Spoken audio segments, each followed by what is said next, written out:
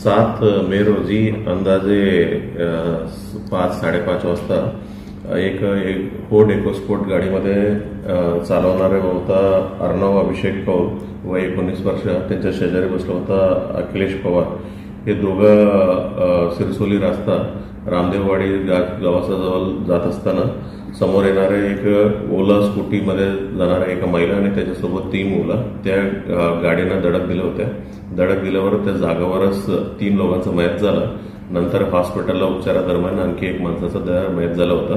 घटना घडल्यानंतर तिथं जे ऍक्सिडेंट केलेलं माणसं अर्णव अभिषेक कौल आणि अखिलेश पवारला तिथं त्यांचं देखील जखमा झालं होतं आणि जखमासाठी त्यांना उपचारासाठी त्यांना हॉस्पिटलला गेलं होतं आणि त्याच्या विरोधात आम्ही सुरुवातीलाच 304 कलमानुसार गुन्हा दाखल केला आणि त्याच्यासोबत NDPSचा देखील आम्ही गुन्हा दाखल केलेला आहे कलमा ऍड करून।